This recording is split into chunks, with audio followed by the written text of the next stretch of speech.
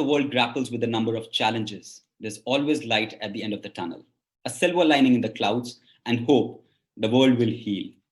Connected by love, literature, and of course, great internet connectivity. What better place than New York, the melting point of cultures, ideas, faiths, and fashion? Hello, everyone. On behalf of Namita Gokhale, William Dalrymple, Sanjoy Roy, and my colleagues at Asia Society and Teamwork Arts, we welcome you to our 4th year in New York and our first virtual edition of JLF New York. As the air gets nippy, the Christmas lights go up. Central Park buzzes with ice skaters. What better time than this to be in the Big Apple? We feel terrible for not welcoming you in person this year. But we promise, with the boon of technology, we will transport you to the city of skyscrapers, the city of timeless winter traditions, of Broadway and art, and adding to this the unique energy, excitement, and intellect of the festival. This year, we aim to come together and share, ideate and debate, discuss and discover aspects on politics, philosophy, democracy, food, and poetry, among other current and relevant topics. Heartfelt gratitude to the Embassy of India in the United States of America, and a big thank you to the Consulate General of India in New York for their continued support for the festival. To kickstart this virtual edition of JLF New York, please welcome singer and music composer Raghu Dikshit.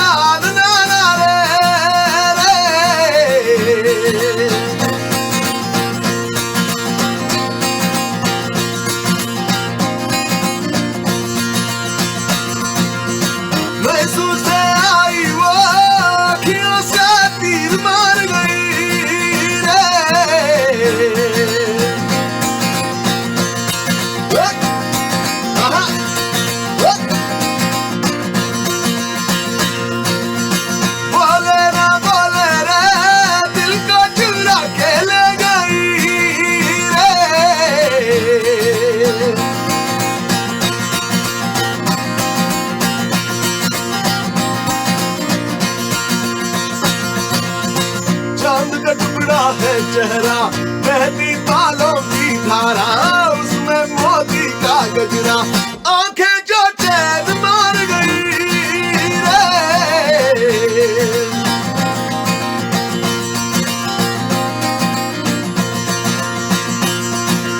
रे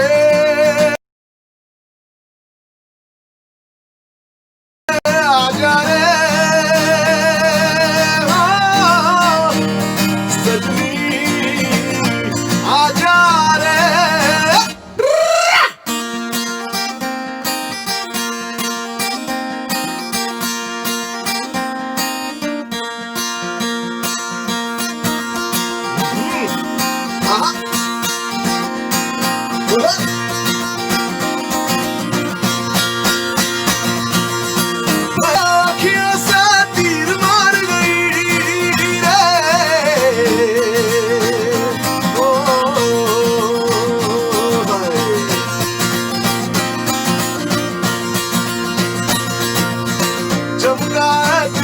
तारा प्यासा हूँ प्यार तुम्हारा समझे ना दिल ये मेरा मदिरा की घूमर मार गई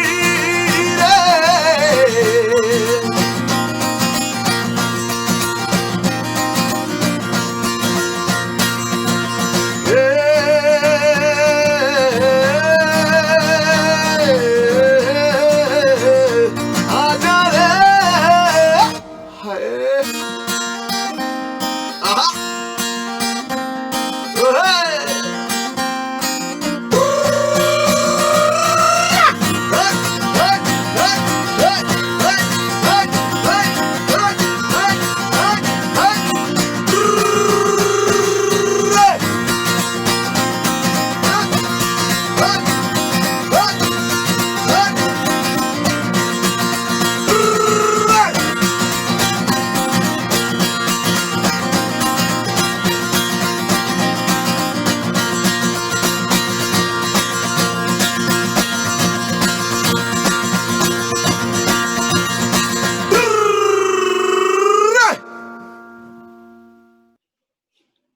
Thank you, Raghu, for a festive start to this edition.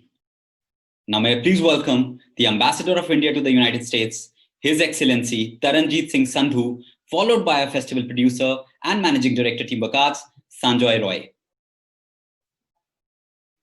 Dr. Sean. It is a distinct pleasure to be able to address JLF USA 2020. What the JLF brand has achieved over the last decade is a testament to the enduring power of ideas. Words and ideas continue to amaze us, amuse us, mesmerize us, and above all, uplift us. This is why we never forget a good book or a nice movie or a day's an effective tweet or simply a striking sentence someone said over a cup of coffee. JLF today is more than a literature festival. It brings together historians and poets, artists and musicians, dreamers and doers. I'm aware that this brand is now well known not just in India, but in the US and Europe, thanks to the tireless work of the teamwork arts and the force behind it, Dr. Sanjoy Roy, my contemporary in the college. I commend all of you who have worked relentlessly to organize this event, and I thank you for this opportunity. Friends, the terrible pandemic has denied us the ability to come together in one place. Yet, it has created a unique opportunity. Despite our geographic distances, with the aid of technology, we have found new ways to interact. Our isolation has enabled a new form of engagement. I can address you from Washington, D.C., with participants joined from India, US, and across the world.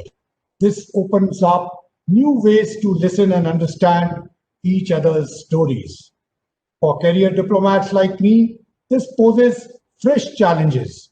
We are used to building relationships based on face-to-face conversations, reading the room by understanding body language.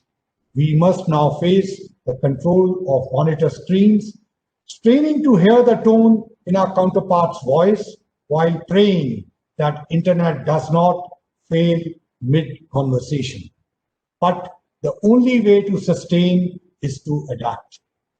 JLF too has adapted and has carefully captured beautifully the diversity of our two countries, India and the United States, two mature and vibrant democracies, two societies that respect innovation and ideas, that also love debate and arguments.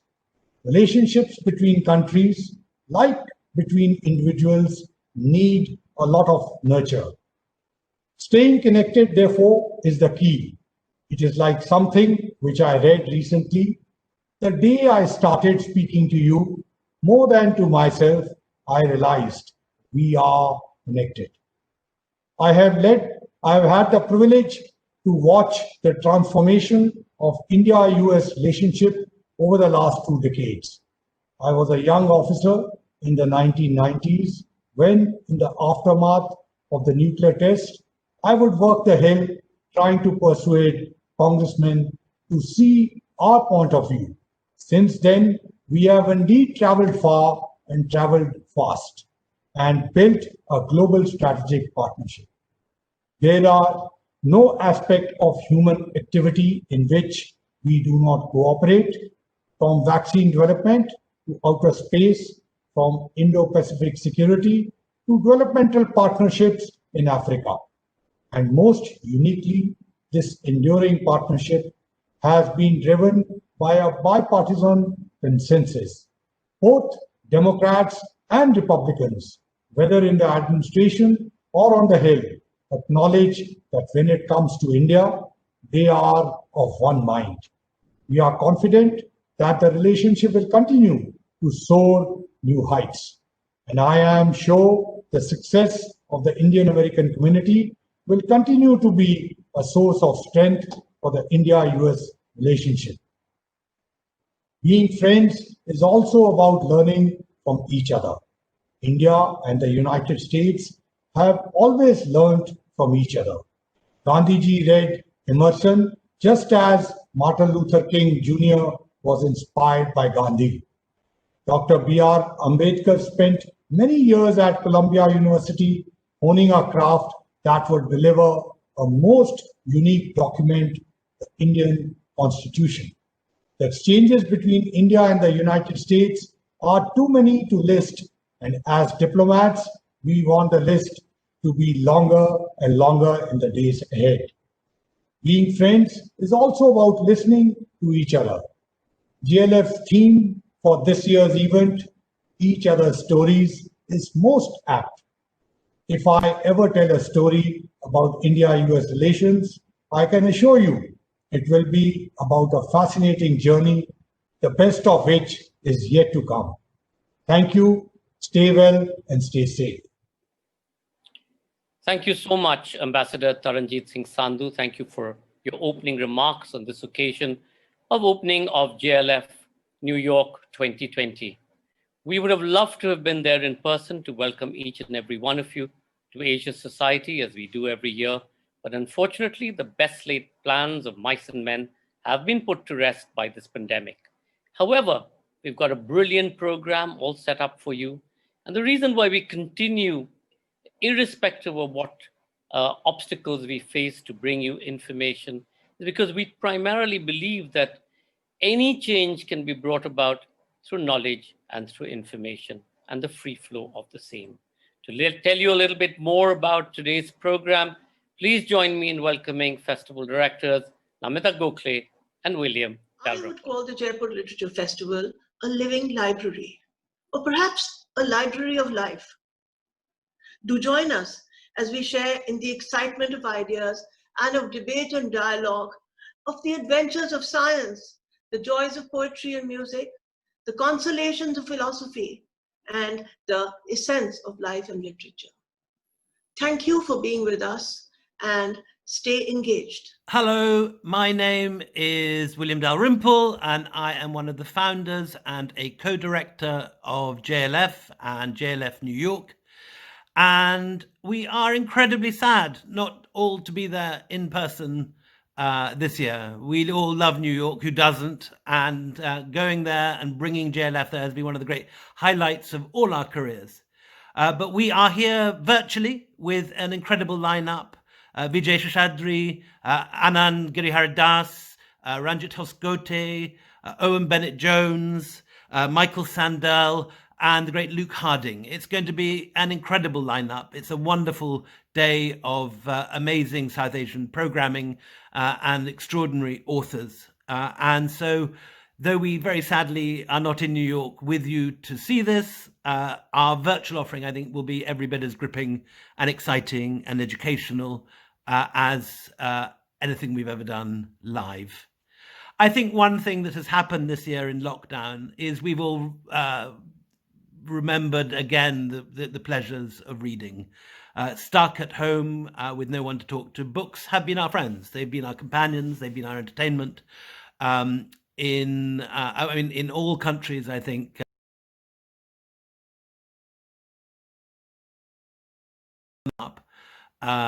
And people have remembered the power of the written word, which is what JLF is all about. So please enjoy our virtual offering. We will be back next year. And in the meantime, please enjoy JLF and support our work. Thank you. Thank you, Namita. Thank you, William, for bringing so much of diversity, richness, and depth to the programming. You're truly the heart and soul of the festival. Thank you so much for your work, passion, and dedication. Thank you. Now, may I please invite Shri Randhir Jaiswal, the Consul General of India in New York, to say a few words. Namaste. Greetings from the Indian Consulate here in New York, and a warm welcome to all of you to JLF New York 2020. We are meeting this time in a virtual format, and the reasons for it is understandable. The COVID-19 pandemic has hit all of us hard, but at the same time, it has got us to think deep about our existence, about our engagement with nature, about the role of technology in our lives, and about our health. There's a global conversation happening around these themes, and I'm sure many of these aspects will come up in the various sessions of the festival here in New York. I wish the audience the very best. Hope you will enjoy the festival as you've done in the past, and I wish the festival the very best. Thank you. Welcome to JLF 2020. On behalf of the Asia Society and the Program for Culture and delighted to be working with JLF. It's such an important forum, and I think it shares the values that we espouse as well. The idea that it's important to share different points of view, to build a sense of the empathy muscle, if there was such a muscle, so that we can understand each other better and find points of discourse and real understanding, even if we don't always share the views. That's one of the things that has been so exciting about JLF throughout this pandemic time, with their Brave New World program, and of course we had our Culture Matters program. Again, bringing the voices of various authors, thinkers, chefs, poets to the fore. And really what I challenge you all to do is to listen to this discourse and think of ways that you can engage and interact, and what you agree with or don't agree with, and ask your questions. That's the whole point of a forum, and that's why this is such an important kind of bridge building project, particularly at this time where we are all struggling so hard in isolation. And yet through JLF NYC and through our work at Asia Society, I think we are all about connecting and envisioning a world of where we understand our interdependence in addition to independence. In other words, whether it's the climate change, poverty, inequities, that we find ways to share and think about those solutions, because they will only reach fruition if we can come together. JLF is such an inspiration, and we are. Please do check out the entire program, and also please do visit the Asia Society. We have an incredible amount of programming and are reaching out to share imagination and discourse. Thank you. Thank you, Rachel, for being such an amazing partner and for hosting and supporting JLF New York. To make this evening even more special, please join singer, songwriter, guitarist, and performer Harpreet Singh.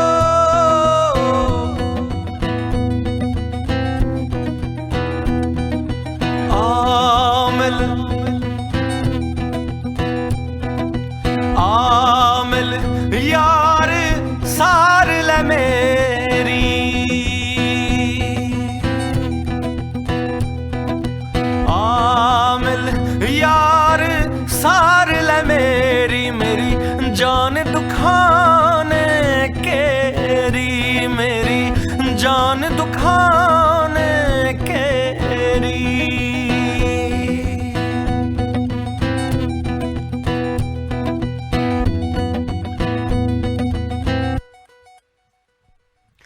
अंदर ख्वाब विछोड़ा होया खबर न पैंदी तेरी, हाय अंदर ख्वाब विछोड़ा होया खबर न पैंदी तेरी।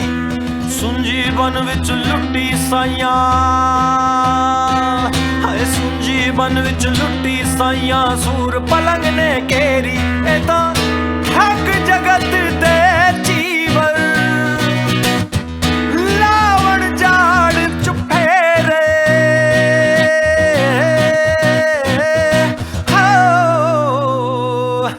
कर्म शरा दे धर्म बतावण संगल पावण पैरी, कर्म शरा दे धर्म बतावण संगल पावण पैरी। जात मजहब ए इश्क न पुछदा, जात मजहब ए इश्क न पुछदा, जात मजहब ए इश्क न पुछदा, इश्क शरादा मेरी। आ मिल यार सार ले मेरी, मेरी जान दुखाने केरी, मेरी जान दुखाने केरी।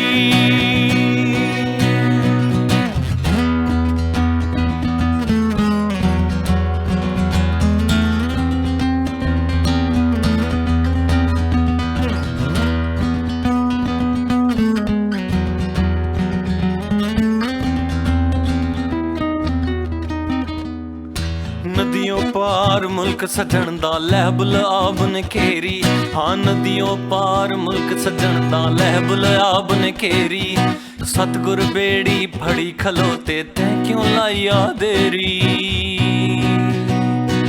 ओ बुल्ला शाशो तेनू मिलसी, हाँ बुल्ला शाशो तेनू मिलसी, दिल नू दे दलेरी। पीतम पास ते टोले किसे नू,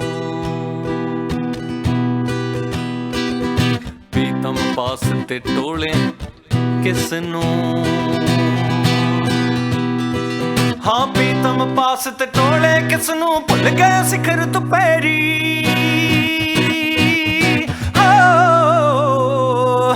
आमिल यार सार ले मेरी, आमिल यार सार ले मेरी, मेरी जान दुखाने केरी, मेरी जान दुखाने केरी।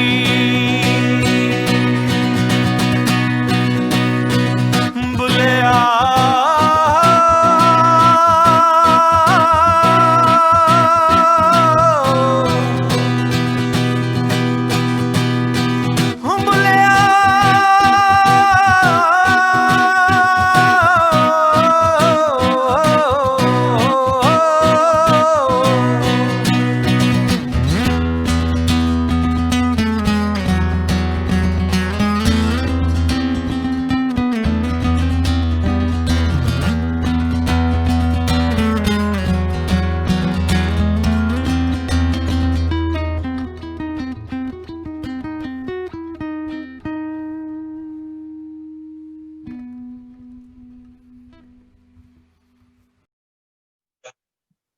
Thank you, Harpreet, for this heartful rendition. Absolutely mesmerizing.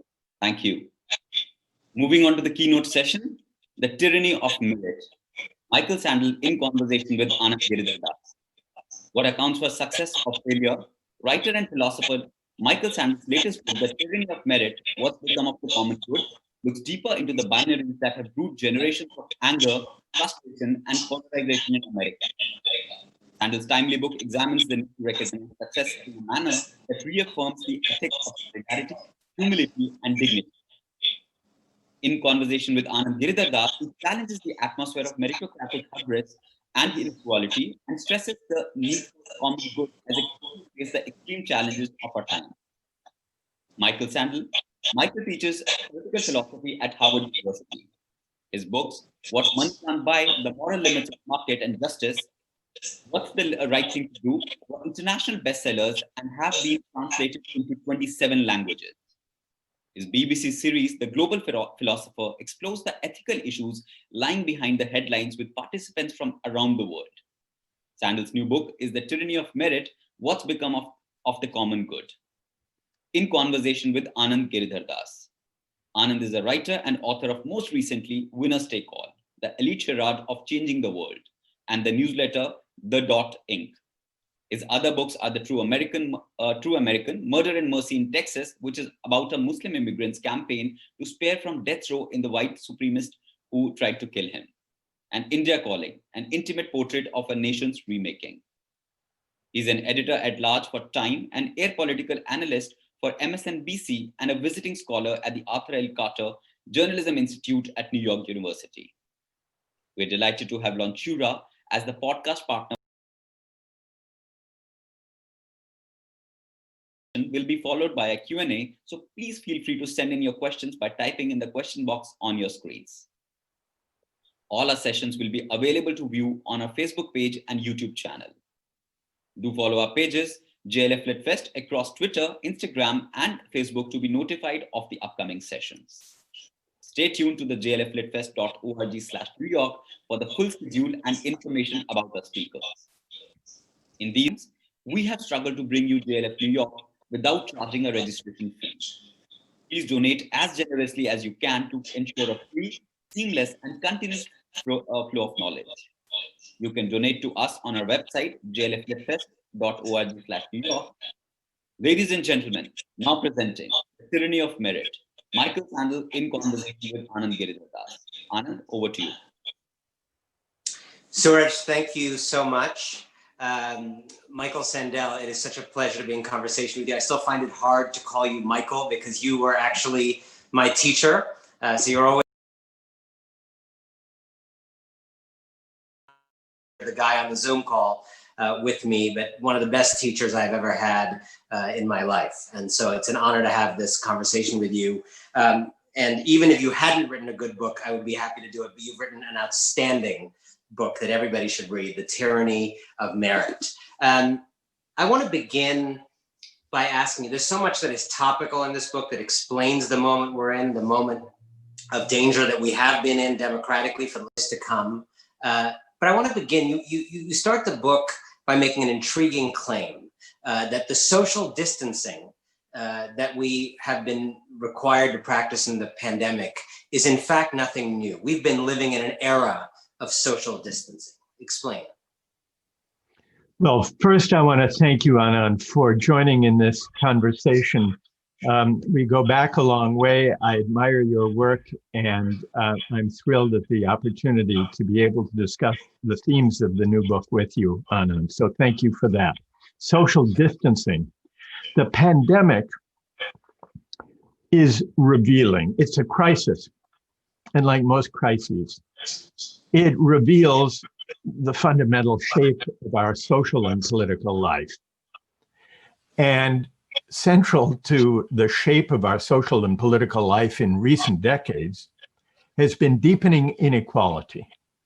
Not only that, a growing divide between winners and losers that has poisoned our politics and driven us apart. It's partly about economic equality, but not only that. I think changing attitudes towards success. Those who've landed on top have come to believe that their success is their own doing, the measure of their merit. And by implication, that those who struggle, those who've been left behind, have no one to blame but themselves. And so in the Tyranny of Merit, I try to give an account of how a seemingly attractive principle, the principle of merit advancing based on a dark side that's corrosive of the common good. And it explains so much of the anger and resentment that roils our civic life. And that has to do with the tendency of those elites, those on top, to look down on those less successful than themselves. How exactly this came about, what it means and what we might do about it, I'm sure we'll discuss. But that seems to me the broad picture, and the pandemic casts this condition in sharp relief. So this event, this conversation we're in is a sort of bicultural one, straddling India and the United States. And it's interesting to think about, the merit as an idea, a modern idea and a modern tyranny, as you write, replaces other ways of organizing society. You look at India, historically, a caste-based division that I think we would probably agree is much worse than merit as a principle of organizing. In the United States, race, gender, and other things have been used as organizing principles. You write about, Harvard used to be a place where only men with servants could go. Can you talk about the moment when merit seemed like an incredibly progressive innovation arriving in societies like that, and then what went wrong? Well, merit arrived, so to speak, as a progressive ideal, as a way of enabling each person to rise where talents and efforts would take them. And this seemed like a welcome alternative to aristocratic societies, caste societies, societies ridden with racial prejudice and discrimination. And of course, it represents an advance over those ways of life. But we became so intoxicated with the ideal of meritocracy that we came to think that if only we could remove barriers to success, if only we could, then the winners would deserve their winnings, would have a right, a claim of moral desert to the rewards a market society heaps on those who land on top. And that's where we've gone wrong.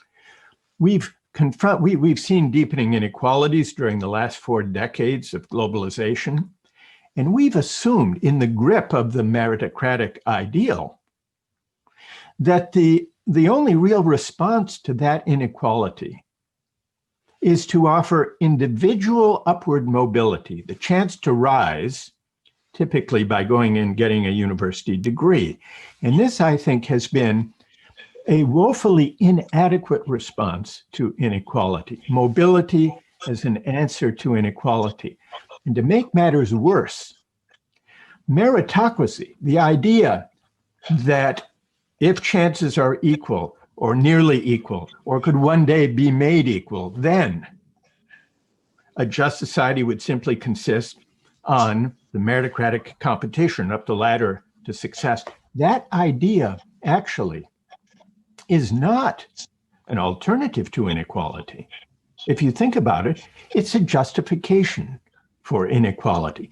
That's what it's become. And the effect of this has been to generate hubris among the winners and anger, resentment, even humiliation among those left behind, because it not only is a way of allocating income and wealth and power and prestige and recognition, it's also a way of justifying it, and justifying it in a way that almost invites those on top to look down on those who struggle, who haven't prevailed, because they must not have the effort, the drive, the talent to succeed. And it even can be, in a deeply demoralizing way, a kind of message that's absorbed by those who don't flourish, who are left to wonder, maybe I haven't worked hard enough. Maybe I don't have the talents to succeed. So this is how what began as an ideal actually became a kind of council of complacence in the face of the deepening inequalities we've seen in recent decades, Anand. One of my favorite books is The Metaphysical Club by your Harvard colleague, I think still there, I'm not sure, Louis Menand. And it was about a group of friends and intellectual fellow travelers navigating Civil War and post-Civil War era. And so I was thinking about that book when I was thinking of you and your good friend, Tom Friedman. As I was reading this book, I couldn't help but think that you and Tom Friedman were good friends, college friends, if I'm not wrong, have been in conversation together throughout your careers, have taught a class together at Harvard about globalization in which there was vigorous disagreement.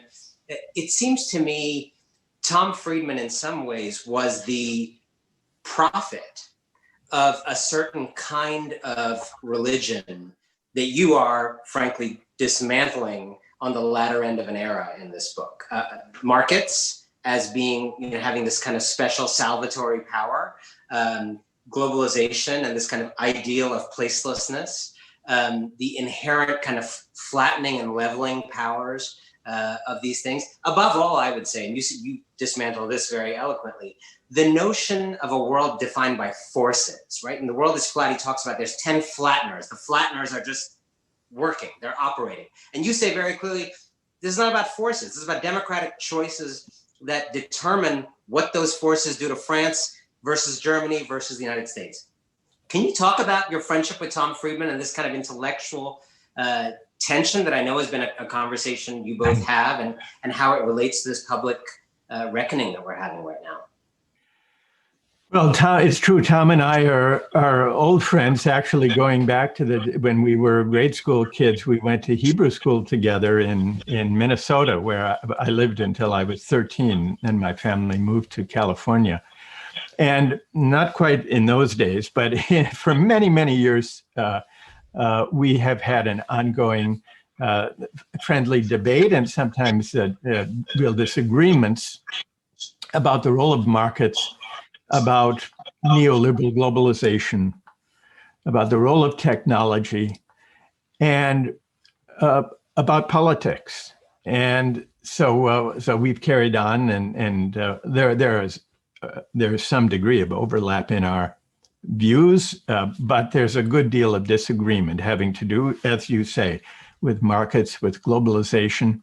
And what strikes me is that now, 4 years after the kind of market-driven globalization has played itself out, I think we are reaping the bitter fruits of that project.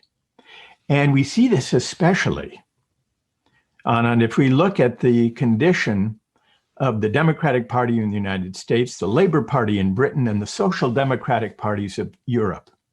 We've seen a populist backlash coming most dramatically in 2016 with the election of Trump, with Brexit in the UK, with the rise of authoritarian populists in France and quite a few European countries, even though they didn't, in all cases, come fully to power yet.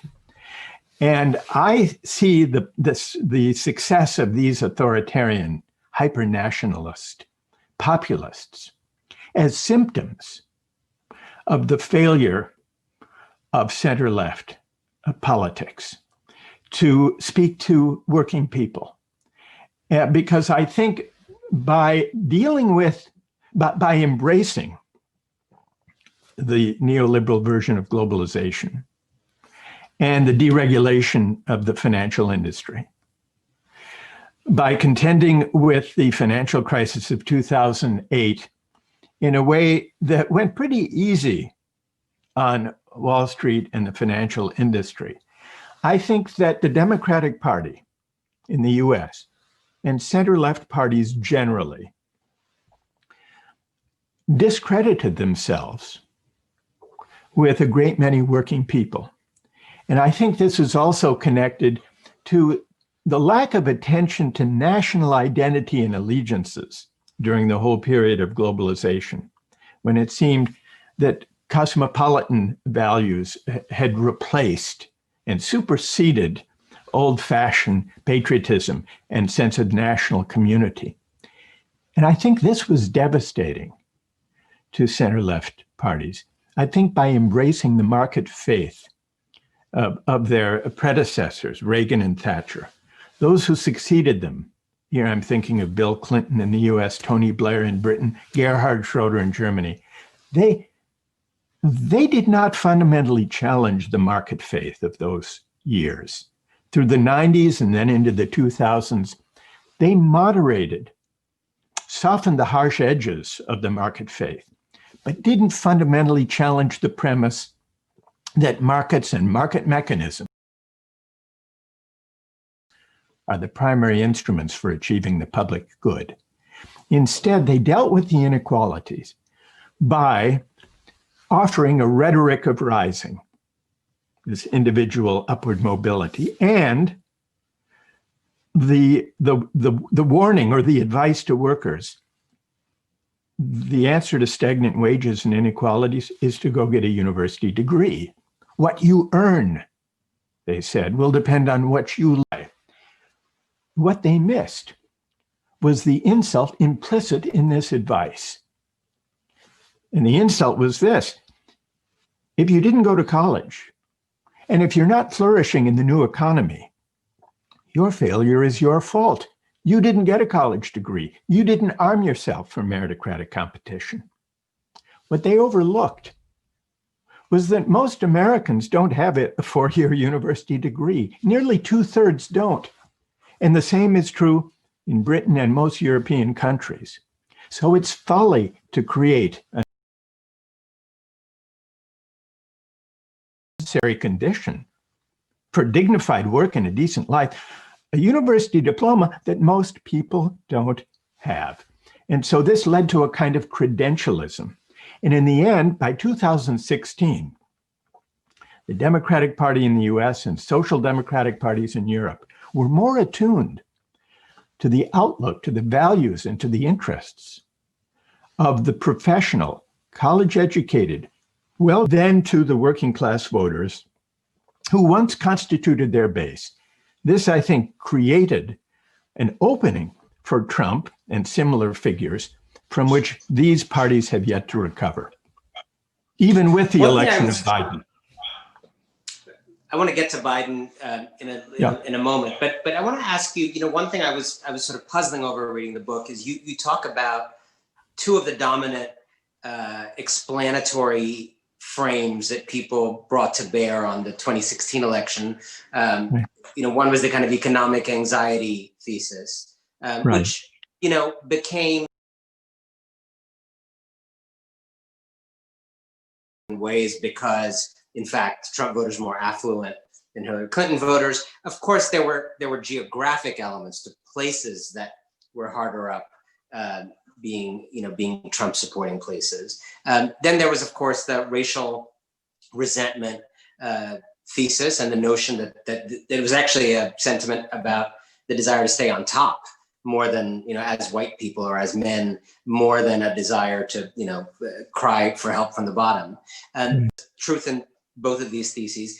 But you suggest that this notion of humiliation by an elite professional class is also an important factor. How do you see those three things fitting together? Because a lot of Black and brown people are also victims of the economic trends you talk about, but did not vote for fascism as a result of it. So I wonder how you see the three things together motivating a particularly dangerous political stance in American history.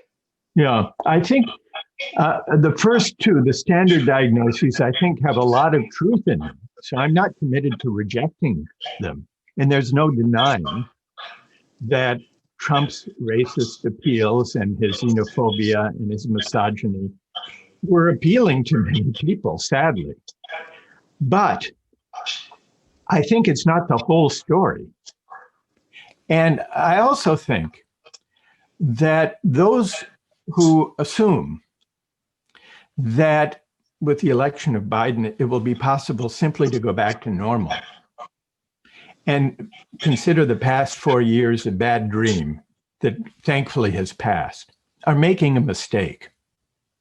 I don't think we can go back to kind of halcyon normalcy without asking the question, and here by we, I mean those of us who were appalled by Trump and who care about the future of progressive politics. What it misses, that standard account that says, breathes a sigh of relief and says, well, thank goodness we got rid of Trump. Now we can go back to the way things were. It lets Democrats of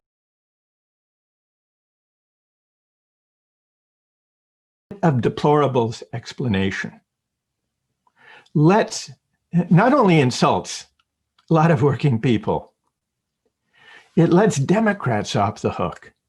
It spares them the need, us the need, to reflect critically on why what we were offering was found so lacking. One number that Democrats and progressives should think about is the number 73 million.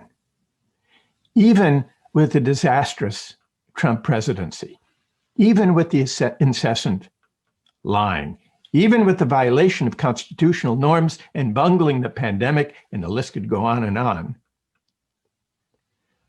all of these 73 million people voted for this man. Why is that? What does that say not only about him, what does that say about what we have to offer?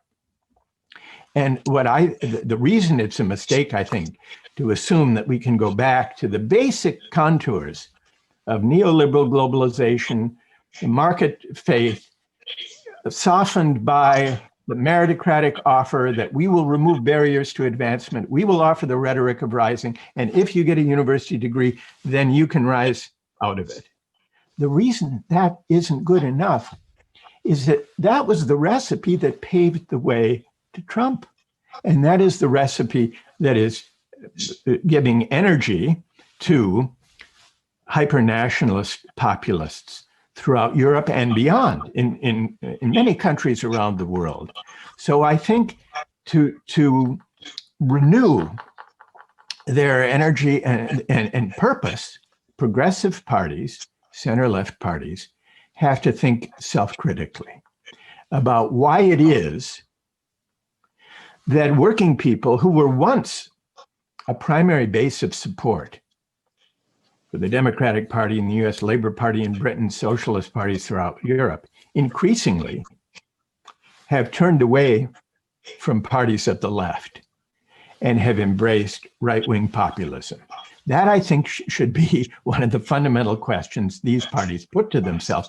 And the book, The Tyranny of Merit, tries to explain what they missed, where these parties have been tone deaf to the sense of humiliation that a great many working people feel. None of this is to deny the element of racism and xenophobia and all of the ugly sentiments that Trump appealed to. But if we focus only on those ugly sentiments, we may feel a kind of moral sense of satisfaction, but we're going to miss something pretty important about where we have failed to address the inequality, the wage stagnation, the disempowerment that are legitimate grievances that that Trump and others like him tap into.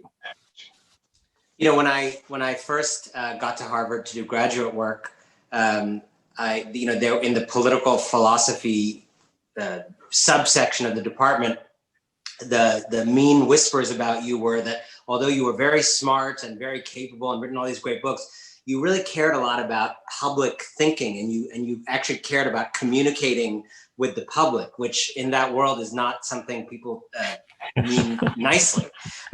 Something I admire, but it's not universally admired in that world. So I'm going to put you in a situation that a lot of political philosophers would not like to be in, but maybe you'll embrace.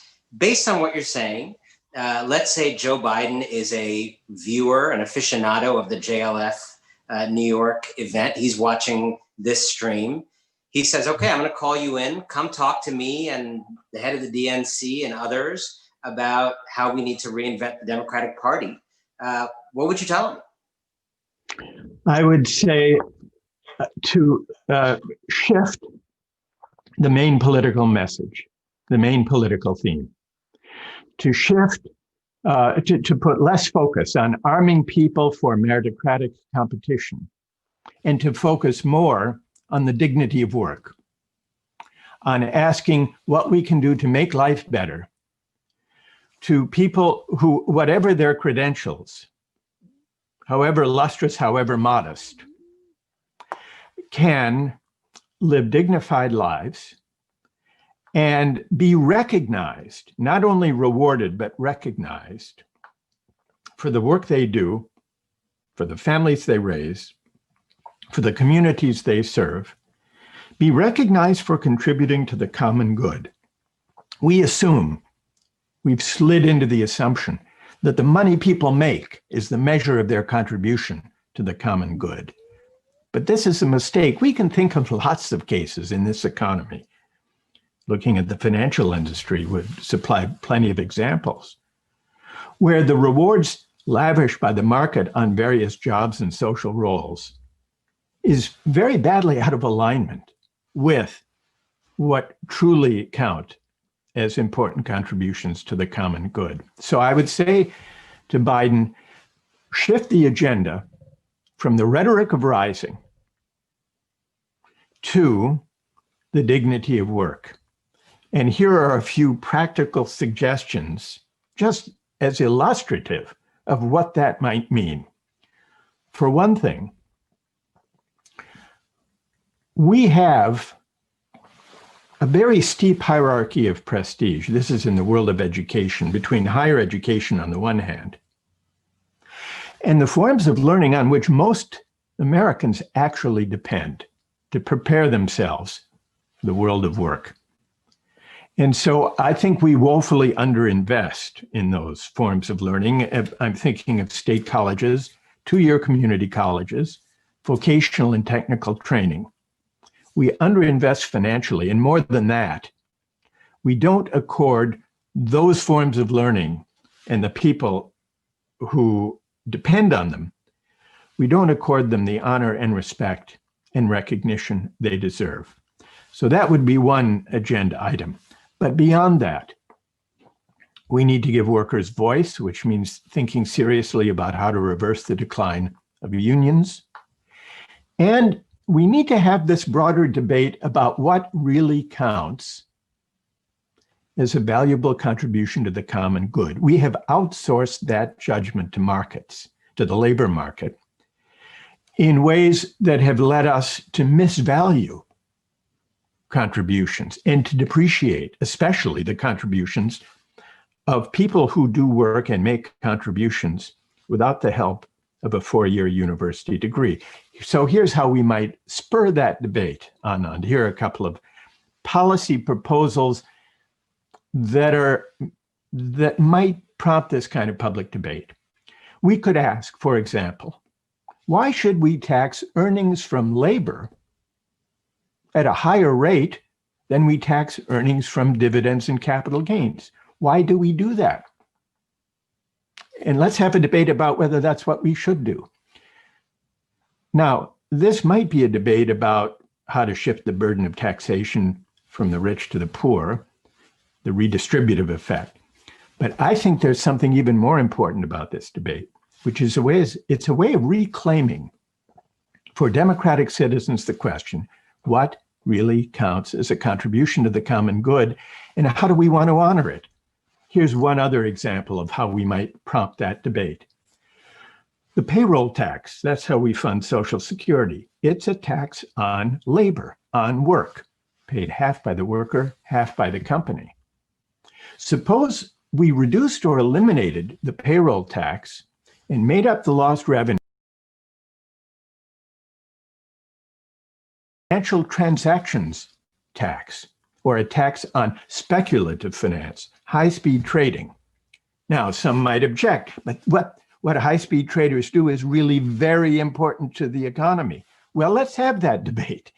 What actually does high-speed trading or trading in derivatives, which are lavishly compensated, are they really compensated in proportion to their value to the economy? That enable us to compare the value of work with the value of those activities. So these are the kinds of things I would suggest to Joe Biden if he said, yes, I want to focus on the dignity of work. And he mentioned it in his campaign more than a few times. These are tangible ways to possibly reconfigure the economy, but also to reconfigure attitudes, the way we honor and recognize and accord esteem, to work, by contrast, with other activities that may be lavishly paid, but whose contribution to the common good is attenuated at best. How about that, Anna? Do you think that would be tempting to him? I like that a lot. And I would say, I wonder, when you look at Joe Biden, I wonder, I mean, you think about Barack Obama, right? In addition to being a historic president, one of the highest achieving human beings ever to exist, and intelligent. Bill Clinton in that same mold, Hillary Clinton in that same mold, all very much in the mold of this merit culture, all beneficiaries of the shift to merit. All three of them, for different reasons of class and race and gender, would not have been where they were prior to the merit revolution. Joe Biden is not from that mold. Joe Biden, university,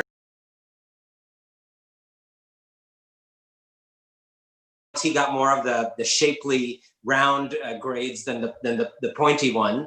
Do you think his own difference, and I mean, he's not a reader, he's not an intellectual the way a lot of Democratic leaders have been. He's not Elizabeth Warren, he's not Larry Summers. I wonder whether you think just who he is provides an opening to break this association between the Democratic Party and kind of. It does provide an opening, Anand. I think it does. It could potentially, and it's worth noticing that Joe Biden was the first Democratic nominee for president in 36 years without an Ivy League degree. And I think that did, even in the campaign, find reflection, at least in the tone. He, on rare occasion, spoke of the rhetoric of rising as far as your efforts and talents will take you. But that was not the centerpiece of his political rhetoric, as it was for Hillary Clinton in 2016. That was her primary theme. And as it was for Barack Obama, you can make it if you try.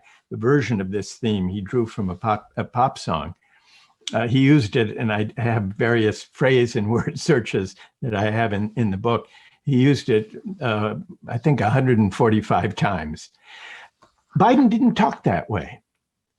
Biden spoke more about the dignity of work, sometimes citing his father, his upbringing in Scranton. So I think this could open him to this different register, this way of thinking about politics. There's one more thing that we often overlook about the effects in politics of meritocratic hubris. About 2/3 of Americans do not have a 4-year university degree.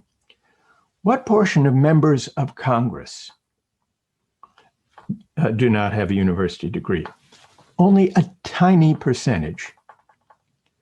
In fact, the percentage of members of Congress who have any working class background is about 2%, whereas the working class defined in certain ways is roughly 50%, people who do manual work or service work of certain kinds. About half the country percent in state legislatures.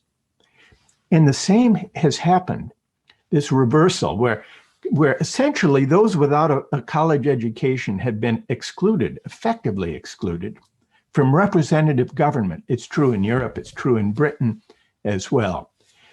Back in the 1940s, in Britain, one of the most successful British governments in post-war history was Clement Attlee's. After the war,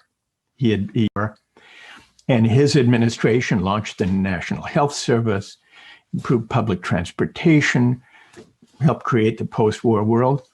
Seven members of his cabinet had been coal miners. Never mind university graduates, had been coal miners. So we take for granted the concentration in governance across Europe, as well as the US, of those with college educations now is greater than at any time since the 19th century before the franchise was made, when there were property qualifications for the franchise. So we have effectively excluded working people from representative government, and that's not a small thing. I would even add to that, by the way, when you have someone like Congresswoman Alexandria Ocasio-Cortez, who is not only a college graduate, but an incredibly bright one. I was interviewing her over the summer, and she started going into the weeds about, different professors at Stanford who have different, scholarly approaches to the topic of political persuasion. Just because she's good at Twitter doesn't mean she doesn't operate on that level also, but just because, despite her academic background, she also had a working class job recently, has been subjected to taunts from Republicans as not belonging. And one more quick question before we go to audience questions. So send some very good audience questions. I just did one of these JLF Houston events, and their questions are very good. So let's show them that New York is better than Houston. Since this is a literary festival, I remember when I took your class that was, I forget the title of it, but it was what partly led to the moral limit of markets work. What was really interesting, David Foster Wallace had this thing about fish and water and not knowing they're in it. And the class was like a fish in an aquarium being invited to a kind of weekend in the air. And realizing there's this whole other intellectual frame that is not an economistic frame, that is not within a market premise, as so many things are these days. Since you have devoted so much of your energy to writing all of us out of this water and helping us see that, I wonder who are some of the emerging writers who you read who are kind of helpful in imagining a world, a future, an intellectual complex after neoliberalism? Yeah, that's a good question. Among philosophers, Elizabeth Anderson is doing very good work on inequality, and she's alive to a lot of the hubristic tendencies of standard modes of thinking, especially about markets. And I would include her on the list.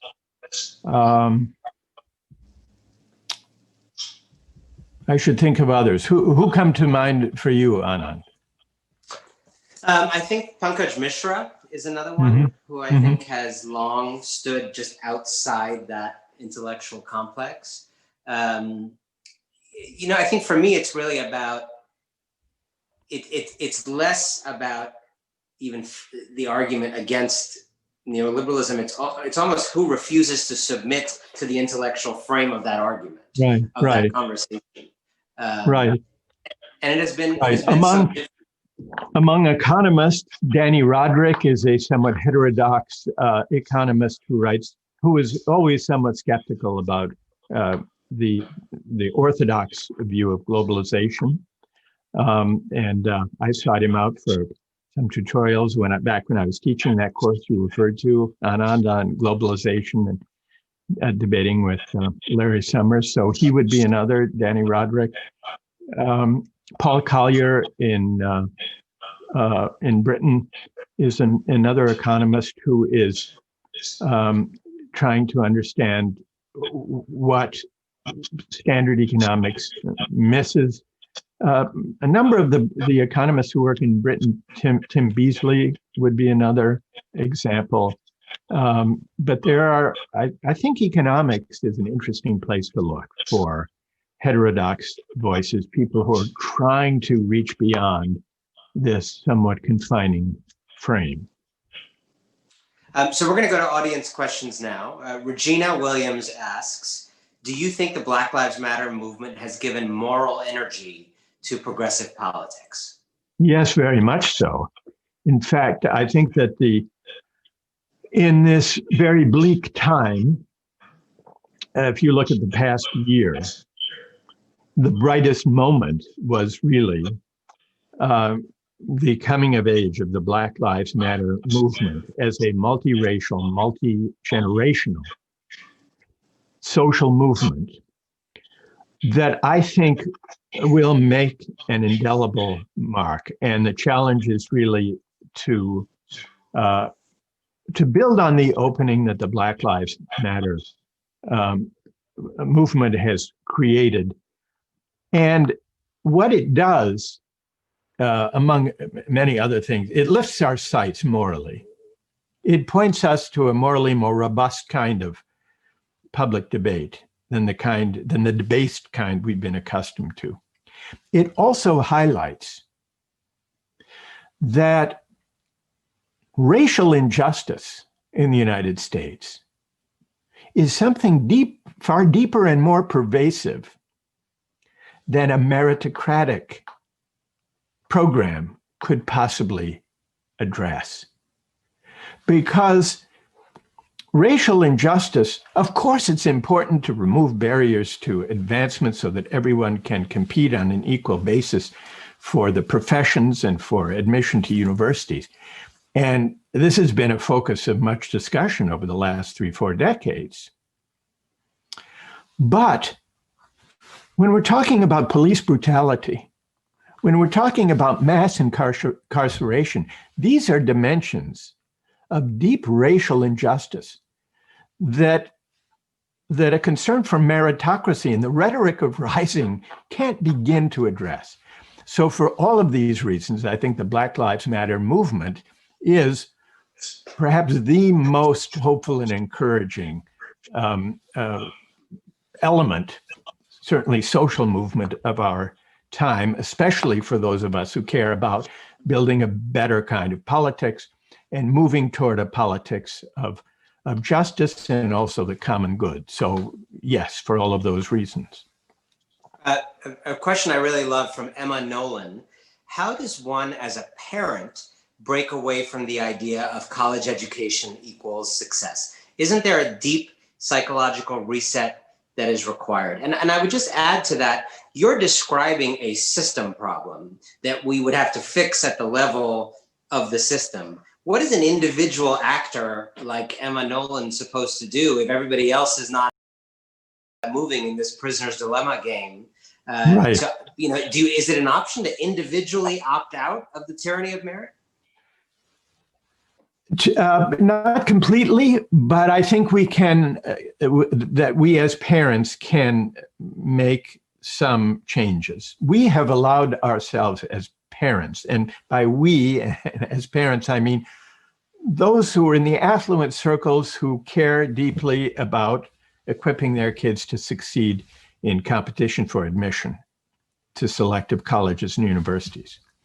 We have converted the adolescent years into a stress-strewn meritocratic gauntlet of high-pressured achievement that is not only bad for our society, it's bad for our kids. Because by the time they find their way into college, and I'm talking about those who were admitted, the winners, many are wounded.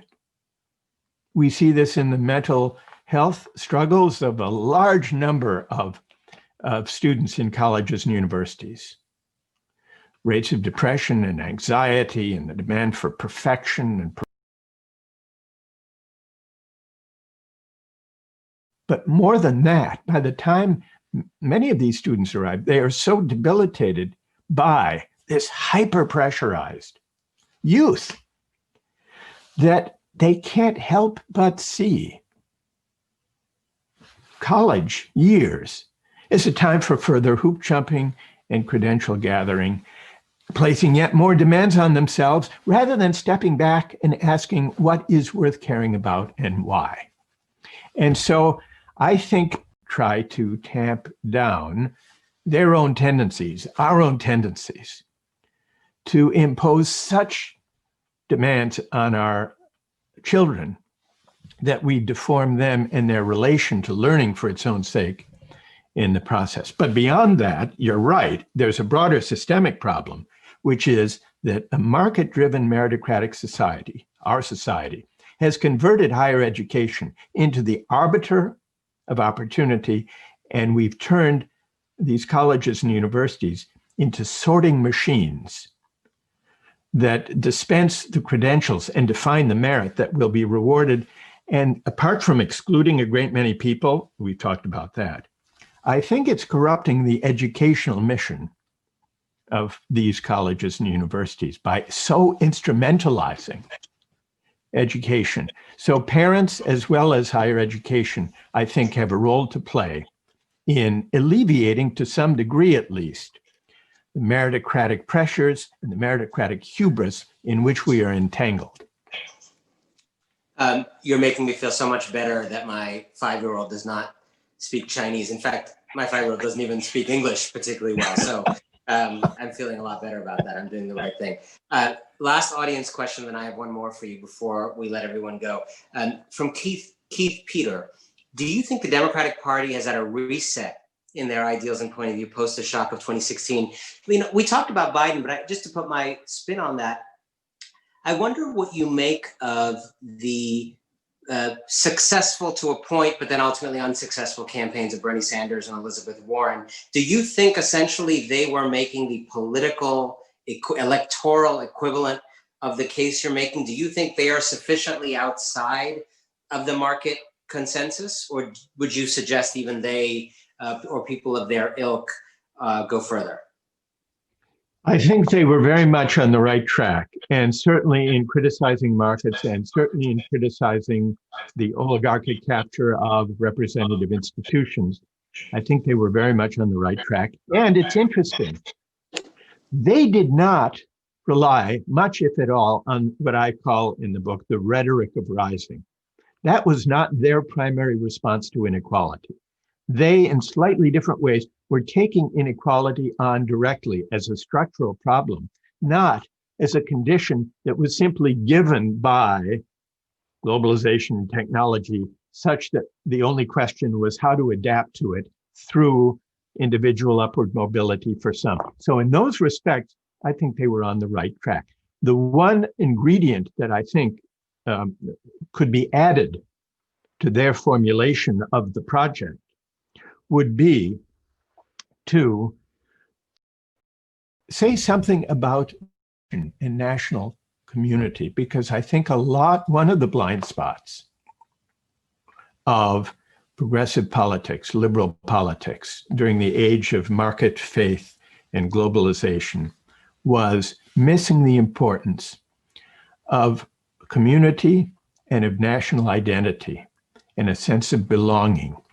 And a politics that connects a critique of the market faith and of neoliberalism, and that also notices and takes account of the way in which the role of the nation in enabling people to have democratic voice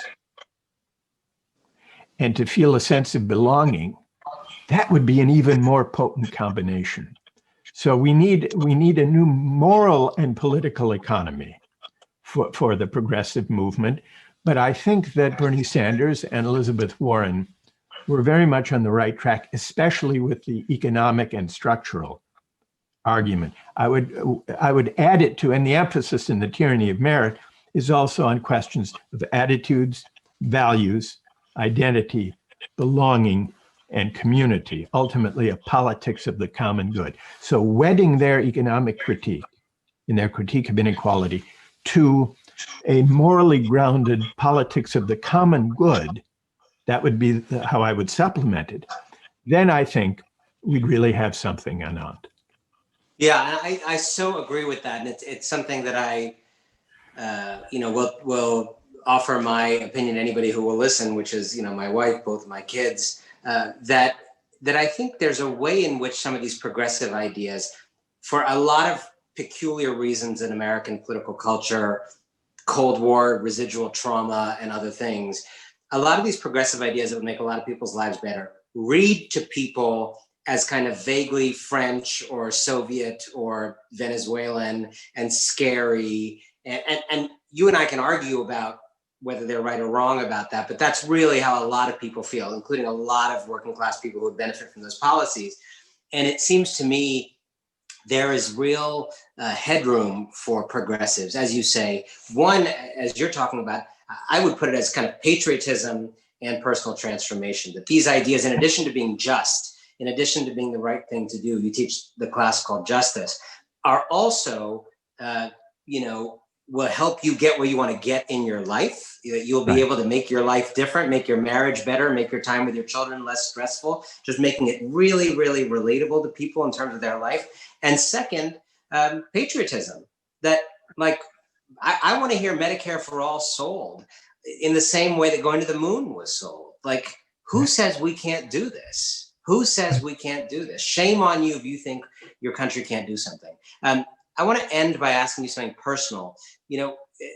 you write toward the end of the book, higher education has become a sorting machine that promises mobility as the basis of merit, but entrenches privilege and promotes attitudes towards success corrosive of the commonality democracy requires. I wonder, has the journey of writing the book caused you to question staying on at Harvard? Has it made you think about another chapter in your life teaching elsewhere? Has it left any of those kind of bigger questions for you about how you invest your own time in teaching? It has a little bit. Those ideas, I confess, are not well developed, Anand. But I think it's a serious question, how one can make the best contribution. I mean, I did do this experiment of making my justice course freely available online to anyone, anywhere around the world, without having to pay, with the idea of seeing whether we could use this technology as a platform for global public discourse and free open access. But I do wonder and should think more about the question of another chapter and what it might look like in my own life. I think it's a fair question, Anand. I haven't fully answered it, but I think the question is the right question.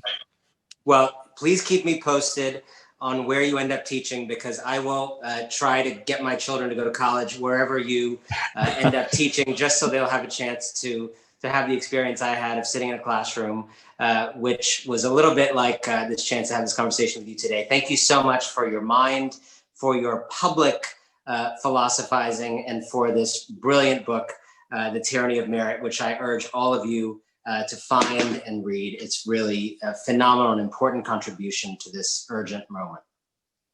Thank you, Anand. Thank you so much. I really enjoyed this. Thank you, Anand. Thank you, Michael, for this really fascinating conversation. What a way to kickstart JLF New York with this incredible session. We hope you enjoyed being in conversation as much as we did in listening to you both. Thank you very much once again for being part of JLF New York. And thank you all for watching and being a great audience. We encourage you to buy the books of our speakers that are available through Full Circle. Once again, we would like to thank all our partners and donors for their support. We hope you all enjoyed this conversation and will tune in for the upcoming sessions tomorrow morning at 9:15 a.m. Eastern Standard Time, 8:15 a.m. Central Standard Time, 6:15 a.m. Pacific Standard Time, and tonight, 7:45 p.m. Indian Standard Time. Thank you once again, and see you.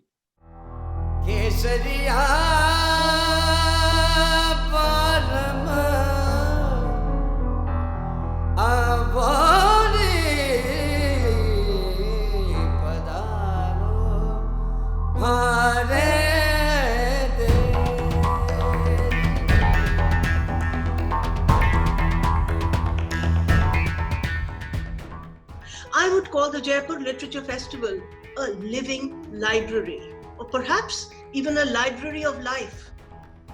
Do join us as we share the excitement of ideas and of debate and dialogue, of the adventures of science, of the joys of poetry and music, the consolations of philosophy, the sense of literature and of life.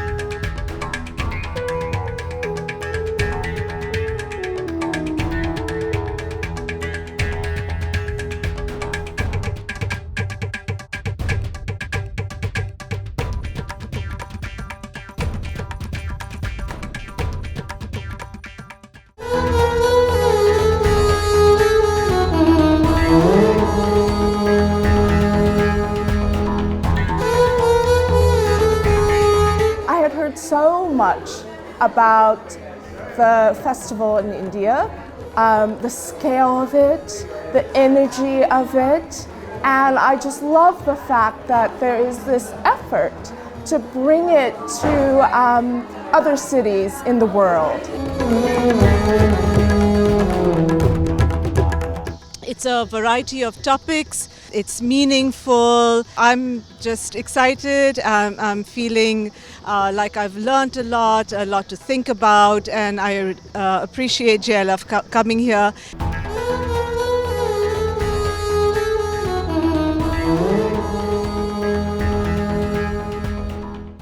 going forward, it would be a very good thing to do for the community to have this event on an annual basis.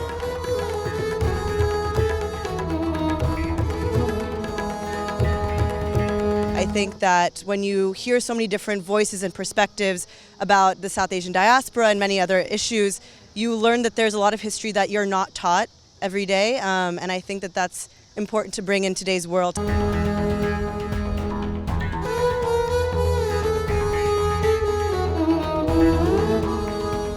I was actually really surprised by the camaraderie I experienced here and the way that people at JLF, both attendees and other panelists, seem to really connect profoundly to literature and care about it. In 2020, our live version of JLF has been laid to waste because of COVID-19. However, nothing's going to stop us from coming in the way of bringing our writers and speakers to you in Boulder, Colorado, Houston, New York, and Toronto, Canada.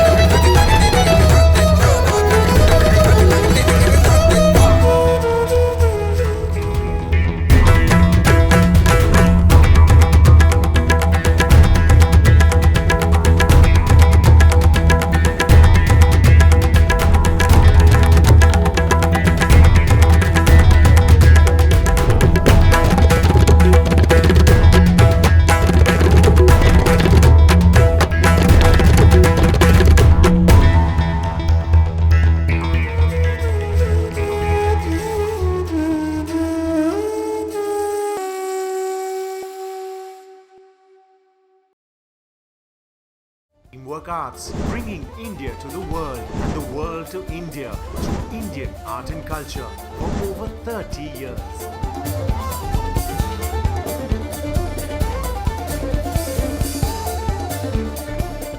One of Teamwork Arts' signature events, the Z Jaipur Literature Festival, is the world's largest free festival of its kind. With daily interactive sessions, lively debate and dialogue, and international music performances every night, it's no wonder the festival attracts over 500,000 visitors a year. The Jaipur Bookmark, an international B2B event for the publishing industry, happens during the Z Jaipur Literature Festival and sees a confluence of publishers, writers, and literary agents. Teamwork Arts, producers of the Z Jaipur Literature Festival, have taken the flavor of the festival to international shores with vibrant events in the UK, Australia, and the US. Teamwork Arts takes India's artistic diversity to the world with almost 12 festivals of India across continents in a stunning array in over 40 cities. A feast for the senses, these are spectacles of dance, music, cinema, theatre, literature, and so much more. In each of these places, Teamwork Arts' colourful festivals of India are the high points of the annual cultural calendars. Be it confluence in Australia, India by the Bay in Hong Kong, India by the Nile in Egypt, Iron India in Chicago, shared history in South Africa, India in the Sunshine City in Zimbabwe, Edinburgh Fringe Festival, Kala Utsavam in Singapore, Sarang in South Korea, festivals in Abu Dhabi, Shanghai, Sweden. The list is dizzying.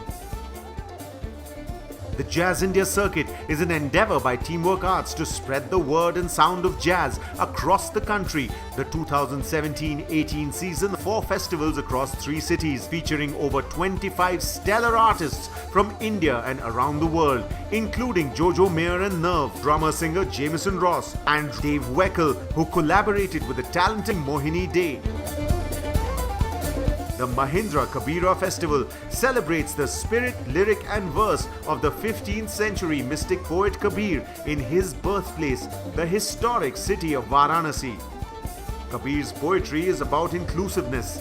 Mahindra Kabira brings to music lovers an unforgettable experience of listening to leading exponents of the classical Banaras Gharana and rich folk traditions of music on the legendary banks of the mighty river Ganges, along with sessions on art and literature, specially curated walks with famous local residents and delectable local cuisine.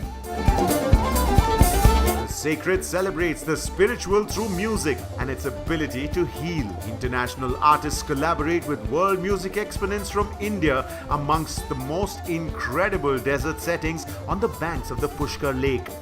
Heritage walks, meditation, talks and workshops are part of this weekend experience. Teamwork Arts so promotes and recognizes the best of Indian theatre through the Mahindra Excellence in Theatre Awards. The Meta Week in Delhi is an enthralling showcase of the 10 best nominated plays shortlisted from numerous entries received from across the country and across languages. The Meta Lifetime Achievement Award has been presented to leading lights of India's theatre industry. For the young and the young at heart, the Ishara International Puppet Theatre Festival brings local and international performances to audiences across several Indian cities. While the Multi-City Kahani Festival features interactive storytelling sessions and workshops championing the power of imagination. Bollywood Love Story, a musical. Our international touring productions such as Bollywood Extravaganza and Flamenco India have sold out shows across Europe, Egypt, Russia and Spain. Expressions International Contemporary Dance Festival showcases Indian and international productions, bringing together several dance genres for Indian audiences. Teamwork Arts, celebrating the arts. For more information, visit www.teamworkarts.com